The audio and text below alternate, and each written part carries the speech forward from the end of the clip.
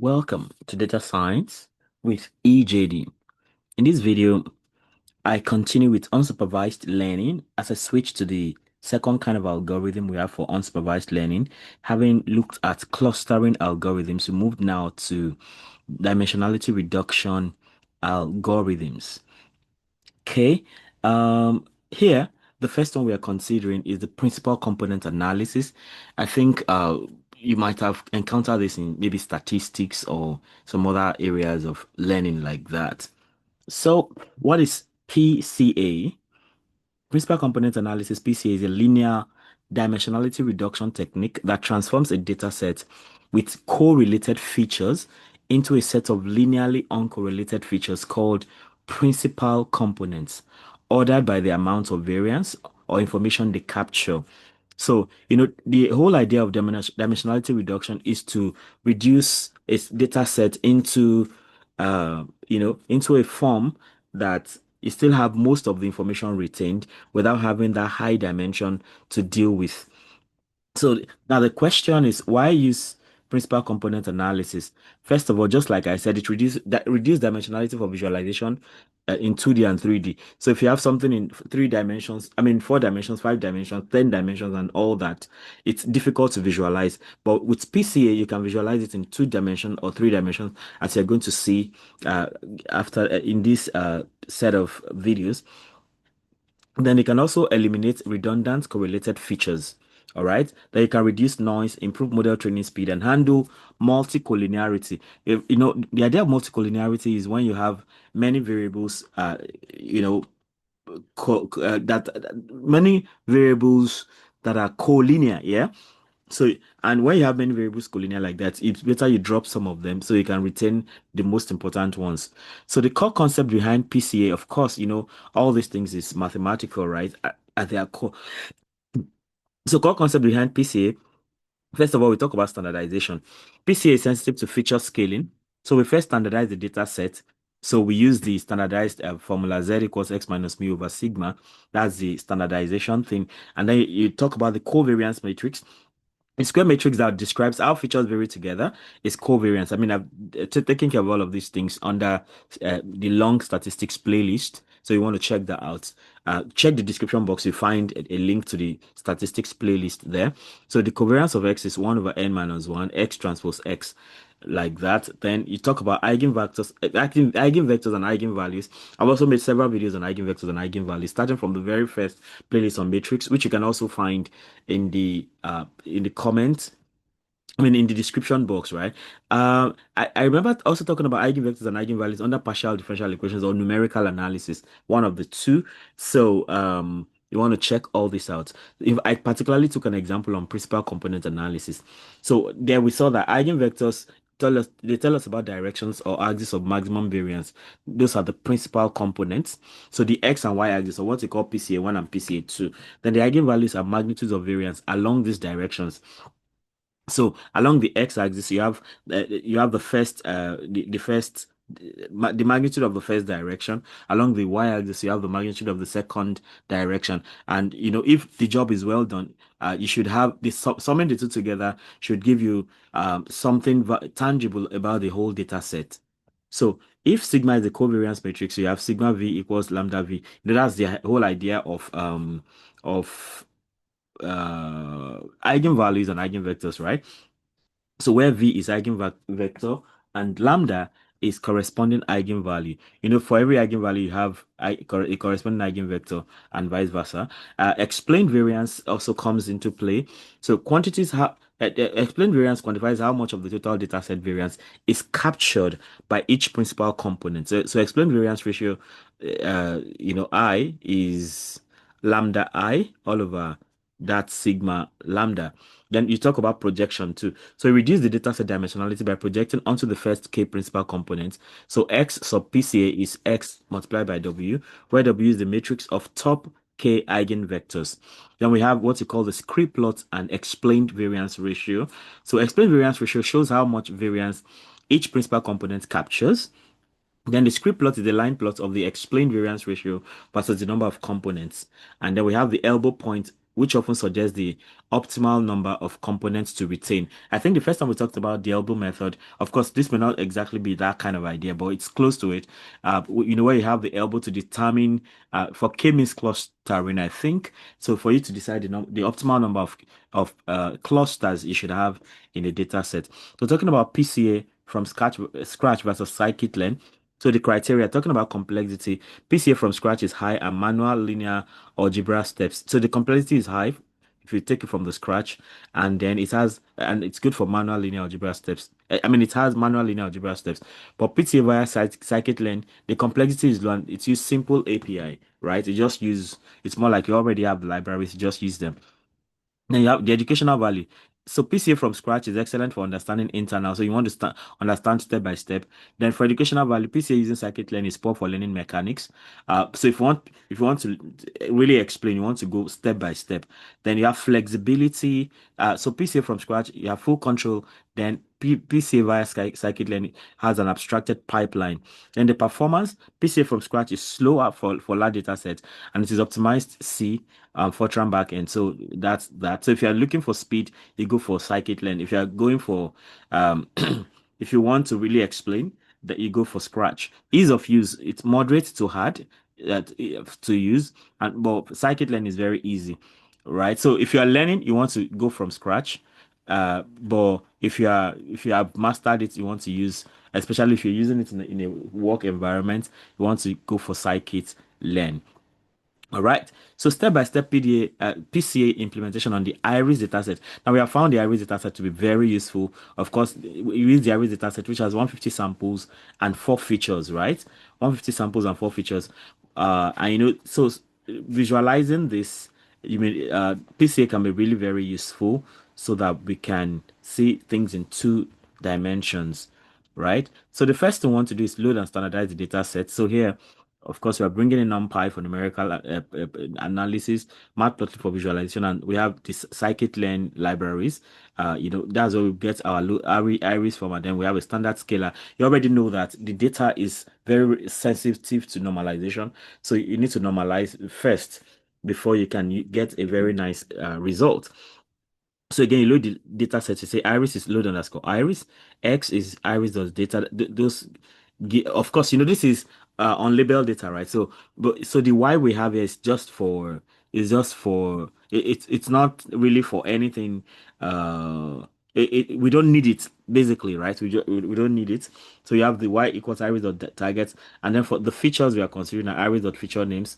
Then you standardize. So you have X underscore standard. So standard scalar. So this helps to transform. So you run this, and this tells you it's running. Once the number shows, then it's done, right?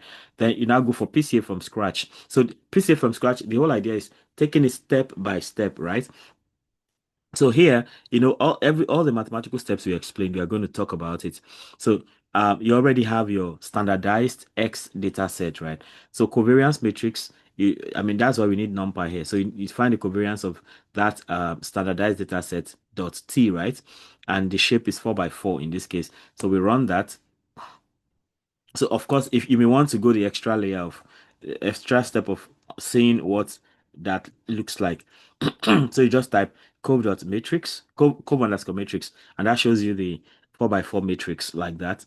Then we go for the eigenvalue. So we use linear algebra, still in NumPy. So we compute eigenvectors and eigenvalues. So we have this. So since that is done, you want to create new cells to show each one. First of all, we want to see the eigenvalues, you know. So since we have a 4 by 4 matrix, we are going to expect 4 eigenvalues. So see the 4 eigenvalues. This actually show the magnitude of the components, right? But it's 4 dimensional, and that's the essence of PCA, which makes it into 2 dimensional stuff. So for the eigenvectors, we also expect to see 4 eigenvectors. So these are the 4 eigenvectors. The first one here, first one, second one, third one, fourth one. Then you can then sort by eigenvalue magnitude, right? So this you can see the magnitude. The lowest is 0.02 and all that, 0.1 for 0.92 and 2.93. So we can do all the sorting. So here, now that the sorting is done, you may want to visualize it again, right? So you can create new cells to do that again. So you have eigen values. So eigenvalues now sorted, right? Eigenvalues. So now sorted in descending order. I think was that the way we saw it before? Okay. This has been run, right? So eigenvalues. I think it's kind of still giving the same thing. Okay, okay, okay. So let's do it this way. Let's maybe I should just look for sorted underscore IDX. Sorted underscore IDX. Okay. This is not giving anything tangible. So let me just leave that. I wonder why it's not working. Okay, so let's just leave that alone and move on. So step four, you want to select top K components and project, right? So we have a four-dimensional stuff, and PCA can only take two. So you take the top two components based on the sorting you have done up here. So so you set K to be two, and then the corresponding eigenvectors will just be set to. So X PCA equals X standard at W. So all the formulas we had at the top, that's what we are having here now. So we have all this. Maybe we also want to visualize this. So we have x underscore PCA. Yeah, and it gives us all these whole projections, right? Okay, so next you want to you want to look at the explained variance and scree plots to help with that. So explained variance ratio is eigenvalues over the sum of eigenvalues, basically, and then you try to plot all of that. So we see this. So you see the elbow thing now. So from here, in fact, I think from around here, anything you add makes little or no sense, little or no difference, so to speak. So cumulated explained variance, you have it going that way. So the x-axis is number of components, and the y-axis is cumulative explained variance. So you see, for two components, after two components, anything you add doesn't make too much difference. So it means two might just be the way to go, right? Of course, that's sensible. Then you can also visualize the projected data using the XPCA now. So X underscore PCA. So you have it right here now. So you have the principal component one and the principal component two coming that way. So that is us doing PCA from scratch, right? Going step by step. But if you want to use scikit-learn, you can do all of this in one blow, right? So you have PCA using scikit-learn. So you have from scikit-learn decomposition, import PCA. So PCA is PCA into n number of components, two. All right. Then XPCA scikit-learn, that's PCA.fit transform. This is where you fit the model. You train the model with the data that you have available, the standardized data. Then you print explain variance ratio. That's what happens in line 7. All right. Then the script plots again for this, and then you also visualize like we did before and run all of this in one blow. And then the explained variance ratio, you have 0.7296244 and 0.22. So now that we have turned the whole thing into two components. So that's why we have these two. So this is the first component for x-axis, second component for y-axis. And this is the script plot, that shows us the number of components is one here, and the cumulative explained variance is all this. Now, this doesn't seem to give a very good example, a very good graph like this one. But I mean, it's interestingly, it's more efficient because we're using scikit-learn. So see the principal components. Do they really look alike? I think, okay, I think it's about, there's a bit of difference, right? In this case now, using scikit-learn, which is more, what are the components like? Okay, same, but the output is different. Now you have the x-axis PC1, y-axis PC2. So that's the projection from scikit-learn. Now, how do we interpret this whole thing? Because that's really what matters. The x-axis represents PC1, which explains 72.96% of variance based on the results we got here, right? 72.96. So the x-axis explains 72.96 of variance, and the y-axis represents PC2, which explains 22.85% of variance. That's based on this second value. Now, based on this ratio, the explained variance ratio, 72.96, 22.85. Now, if you add the two together, these two components capture 95.81% of the data set's variability, meaning the plot shows most of the data structure. So this has done a good job to capture the essence of the data set. So of course, there's some information loss, but we can make do with that, right? So talking about the data points, each point represents an observation sample transformed into the new coordinate system of PC1 and PC2. So each data point you have like this, actually represents uh an observation or sample transformed into the new coordinate system of PC1 and PC2.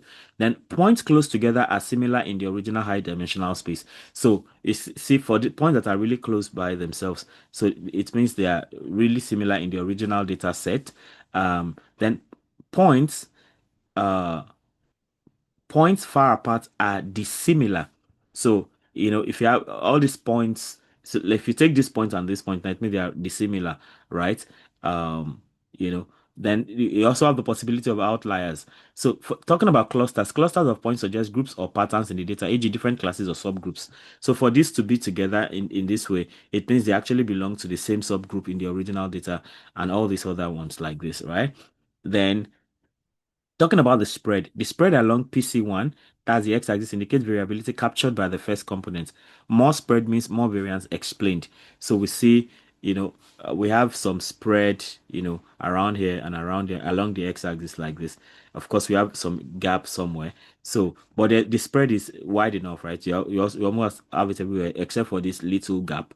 So you have it going all that way. And we know that more spread means more variance explained. And that's why for the x-axis, of course, you have 72.96 explained. Similarly, the spread along PC2, which is the y-axis, shows the variability captured by the second component. So for the y-axis now, most of the spread has been captured by the PC1. So for PC2, you also have some spread here. All right, so you have that. So for the labels and colors, points colored or labeled, e.g. by class or category, help identify how well the component separates different groups. So we have three groupings in this case. We have this deep blue and this is a red or peach now or something, and then you have this yellow one. So then for the outliers, points far from others may be outliers in the original data. So points like this that are like standing up apart can be seen to be outliers. And that's how PCA goes. In the final remarks, the key takeaways include this. PCA transforms data, as principal component analysis transforms data into a new space of uncorrelated variables called principal components. Then eigenvalues indicate the importance of each component. And script plots help choose optimal dimensionality, just like we had for k-means clustering. Then PCA helps compress data, reduce noise, and accelerate learning. All right. Then the optional extensions we could have for this is to add 3D visualization with something like Matplotlib or Plotly, especially Plotly. I don't Matplotlib doesn't do 3D visualization, it should be Plotly, I think. Then you can use PCA as preprocessing in machine learning pipelines. And then you can apply PCA to high dimensional data sets like images. So PCA comes in very handy when you're dealing with image compression and all that. With this, we come to the end of this video. Thank you so much for listening.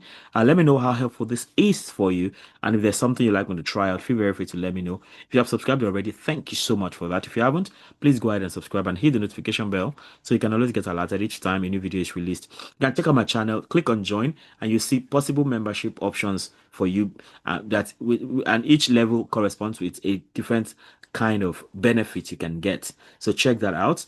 Then, of course, like and share so that more people can have access to this great content I have on this channel. Until I come your way again, keep doing data right. Bye.